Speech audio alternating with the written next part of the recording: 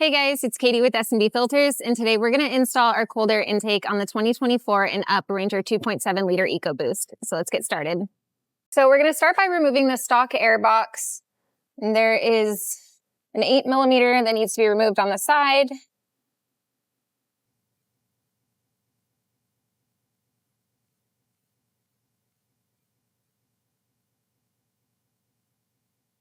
And then loosen these two hose clamps.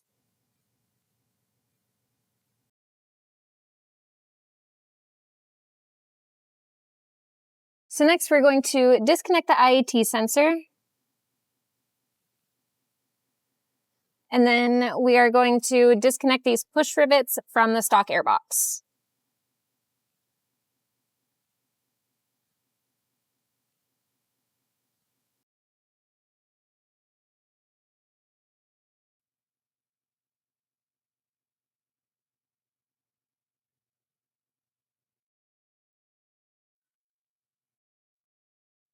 So now you can disconnect these tubes from the air box, and then you should be able to wiggle it out.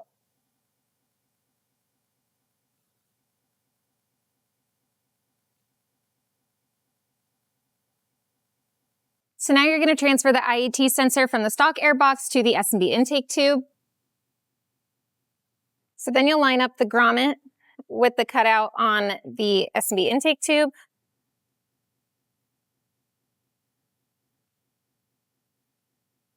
And then when you install the IAT sensor, make sure this tab goes right over the ramp.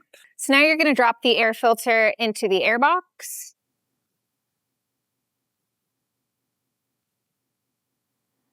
And line it up with the opening. Then you can install the tube seal.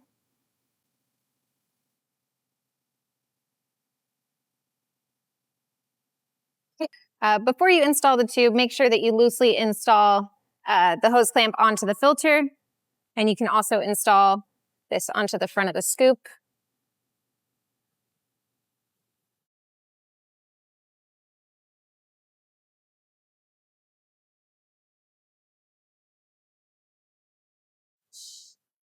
Once you have the filter fully seated on the tube, you can go ahead and tighten down the hose clamp.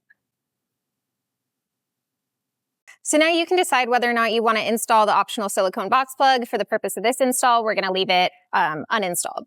So next we're going to install the S&B airbox into the vehicle, but before you do that, you want to make sure that none of the grommets got stuck to your stock airbox. If they did, you go ahead and remove it and then reinstall it. And then you can drop the airbox into the vehicle.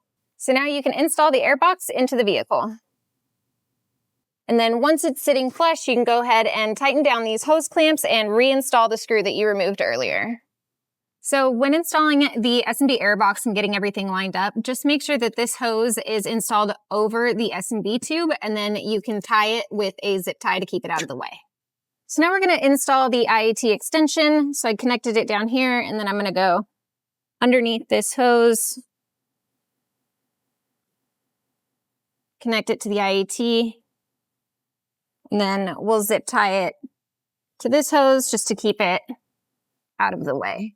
So next you're going to remove the protective layer from both sides of the lid.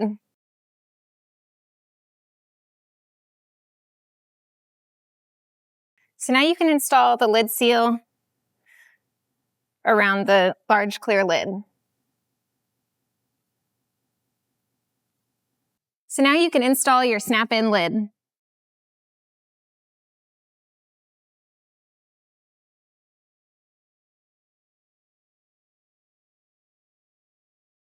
All right, guys, so that's it. If you have any questions, please let us know, and thanks for watching.